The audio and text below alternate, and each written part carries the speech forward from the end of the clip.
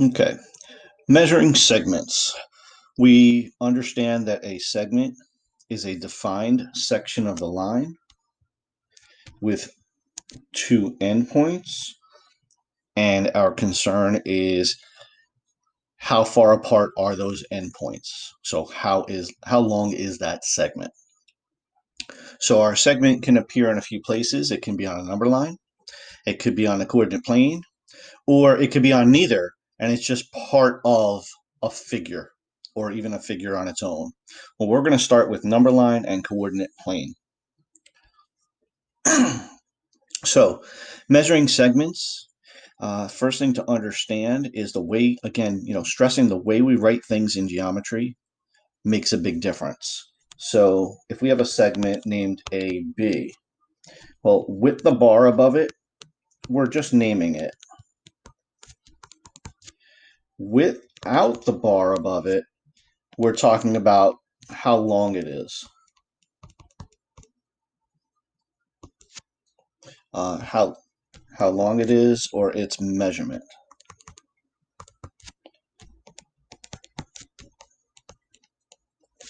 Measurement.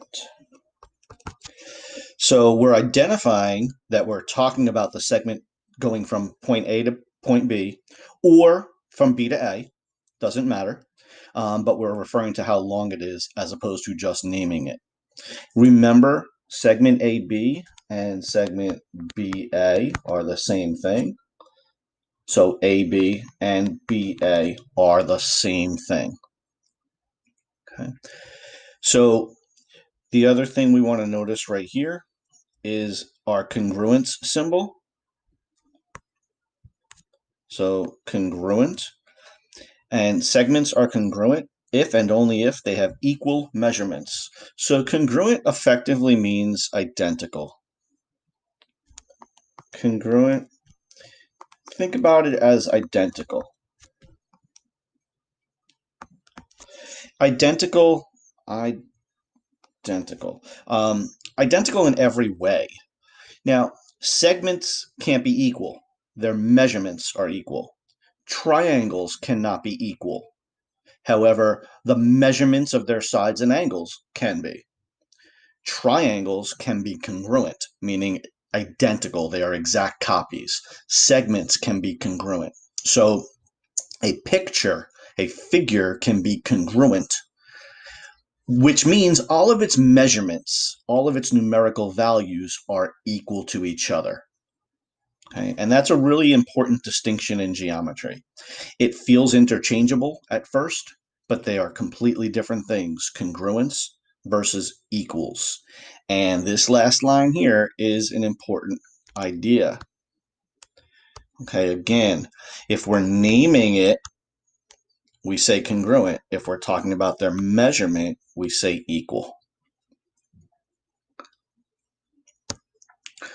So let's talk about measuring, and this is specifically measuring on a number line. We can subtract the values and take the absolute value. So measurement, for our purposes, cannot be negative.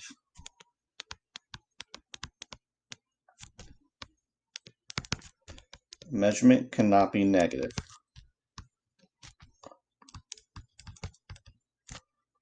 Negative indicates direction.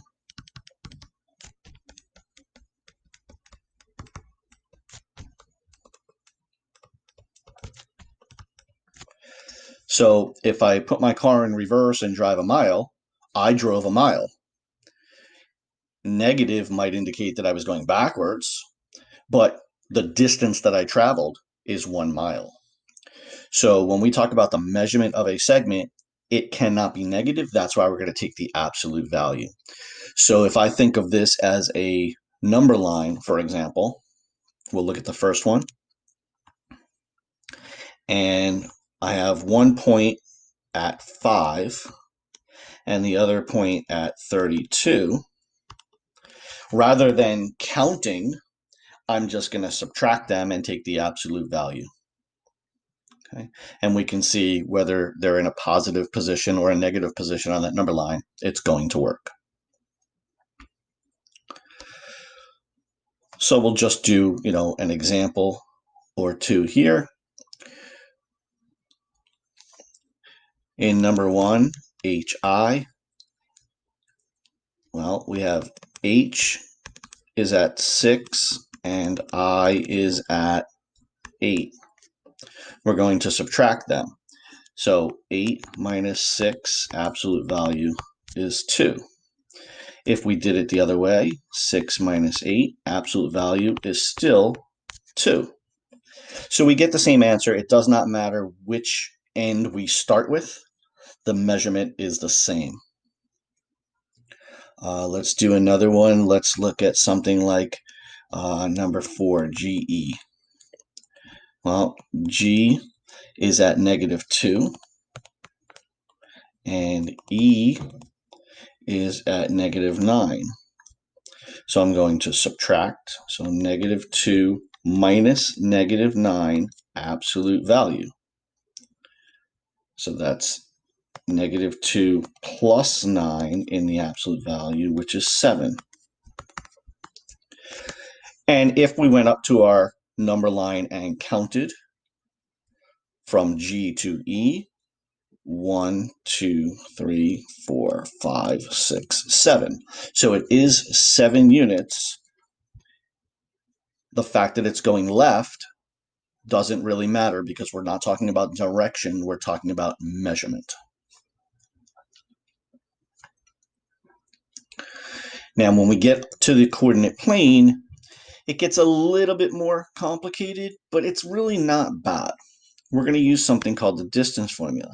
On the coordinate plane, we have x's and y's, so we can't just count. Now, if it is a vertical or a horizontal line, we can count, or we can just use the subtraction method because it's the same as being on the x-axis or y-axis, which are number lines. But if it's on any sort of an angle, we have to use our distance formula. And if you look at the distance formula, it's not terrible. In fact, we're familiar with this. y2 minus y1 and x2 minus x1, those are really just the elements of slope. We're just using our knowledge about slope and applying it in a slightly different way. So we're going to do the same thing. We're going to identify the two endpoints. We're going to get their ordered pairs, and we're just going to plug it in and follow PEMDAS. So let's look at an example. Let's do number 17. So I want to make sure that I have my distance formula handy. x2 minus x1 squared plus y2 minus y1 squared. Call one of them 0.1, call the other 0.2. It does not matter as long as you substitute carefully and correctly. So I'm just going to make this a little bit bigger. I'm going to call S 0.1, so that's x1 and y1. And I'm going to call R 0.2, x2 and y2. Remember, it's the x and y of 0.1 and the x and y of 0.2. Since this segment is on an angle, I can't just count.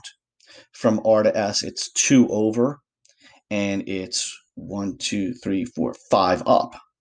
So I can count those parts, the rise and the run, and that's all.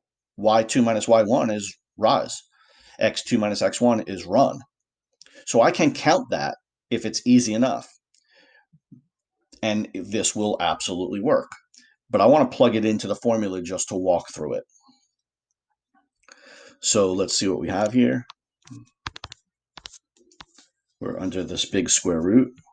x2 minus x1, that's 2 minus 4 squared. And then y2 minus y1, we have a -1 minus 4 parentheses squared. Well, let's work that out. -2 in parentheses. Remember, don't drop your parentheses. We have to follow PEMDAS. -2 squared is a 4. Negative 5 squared is 25. That's going to give us the square root of 29. And if we grab our calculator and type in the square root of 29, we're going to get 5.385164807. And, well, this is where we have to stop and follow directions. Our directions up here told us round to the nearest tenth. So we're going to look at our work, our tenths. We look one past it, and we're going to say our answer is approximately equal to 5.4.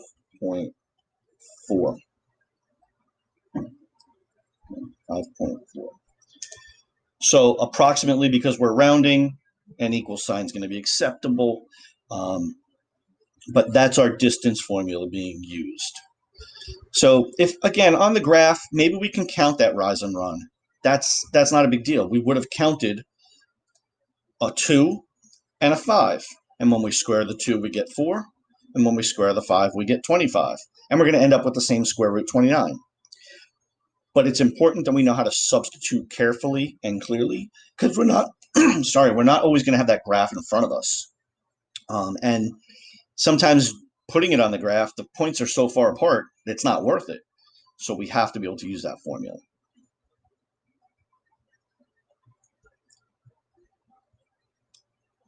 So again, let's just do another example here. We're going to find the length of the segment. So I'm going to do number 21 here.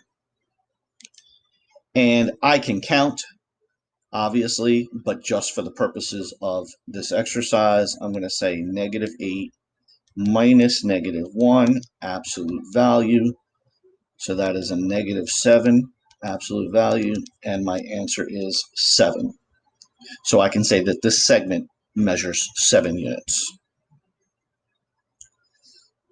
In the next set of questions, we're given the endpoints of the segments, and we're asked to find the length, but also determine or tell whether they are congruent. So we're going to do number 23. And I'm just going to make this a little bit bigger so I have room to work. So let's work on RS. So instead of saying D, I'll write the formula out for us.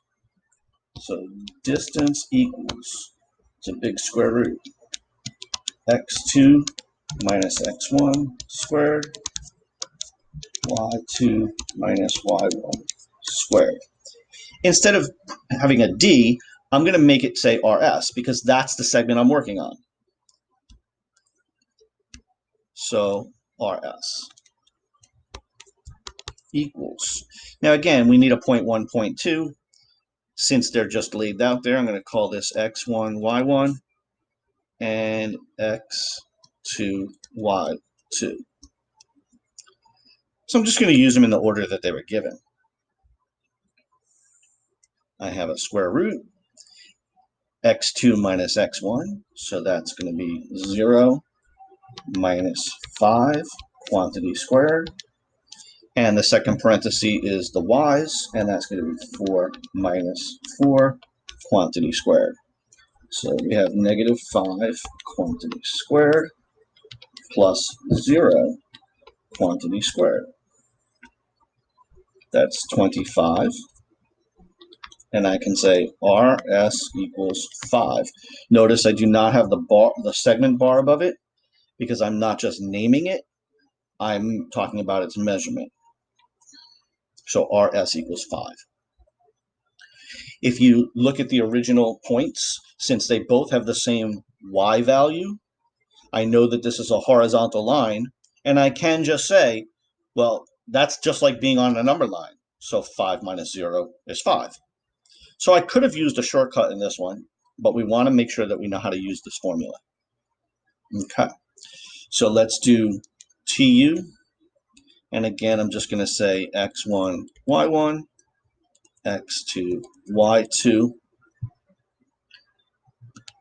TU equals big square root. We're going to subtract x2 minus x1, negative 1, minus negative 4, quantity squared. And for the y's, we have 1 minus negative 3, quantity squared. Negative 1 minus negative 4 is a 3. 1 minus negative 3 is a 4. This is still all under the big square root. We have 9 plus 16, square root of 25. So TU equals 25. I'm sorry. TU equals 5. So we have a lot of good information here. We found the measurement of each of them. And now we were asked, are they congruent? So we're going to say, yes, RS is congruent to TU. If two segments have the same measurements, they do, they're both 5, then those segments are congruent. As soon as I'm talking about congruence, I have to put the segment bar above it because I'm saying that these two pictures are identical to each other. A segment has one measurement, length, but that's what congruent means. They are identical. Their measurements are 5. So we can say, yes, RS is congruent to TU, and we know that because RS, the measurement of RS, is equal to the measurement of TU. Okay. All right. So measuring segments on the number line and the coordinate plane.